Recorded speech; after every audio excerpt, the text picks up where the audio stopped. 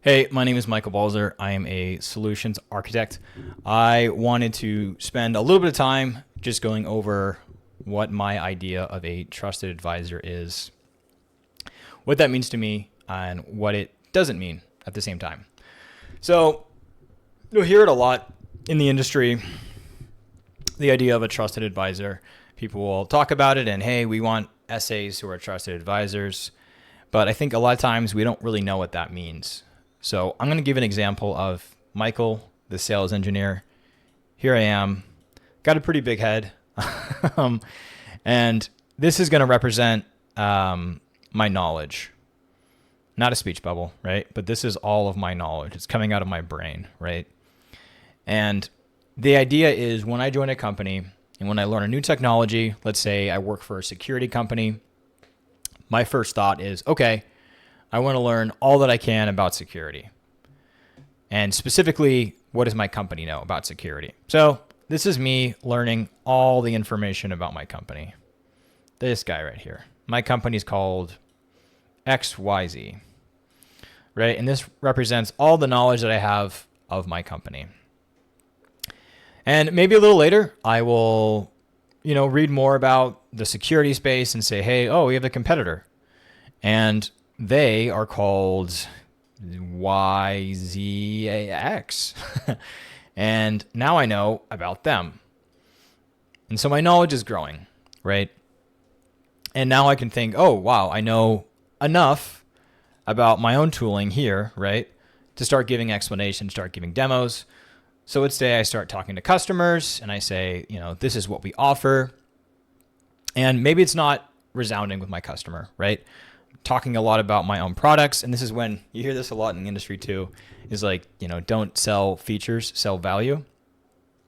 I think that also applies here as well, right? Because selling features is literally just parroting what is in your company and then out to a customer without any modulation or any customizing, right? It's also where discovery comes in. So my point is, this isn't the right way to do it.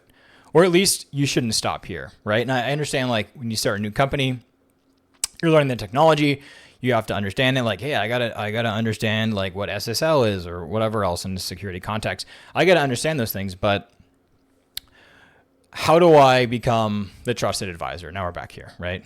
And how you become that is industry knowledge or contextual knowledge. And that's kind of represented, we'll do a different color, do a green here. So this is industry knowledge.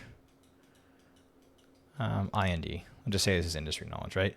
And this is knowledge of not just my company here or my competitor, but the industry as a whole.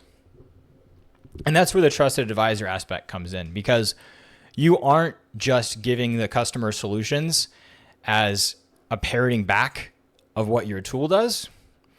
You're challenging yourself to understand the entire environment and everything else in between, right? All this space, and then giving that to the customer. And that's going to be what the customer really wants, right? Because, and I'll say this too, to people I talk to in the SA world and around, is like, if a customer is asking to see a solution and you're not going to do a discovery and you're just going to parrot the same demo that you've given every other customer, they're better off just watching a YouTube video that will give them all the information about your product.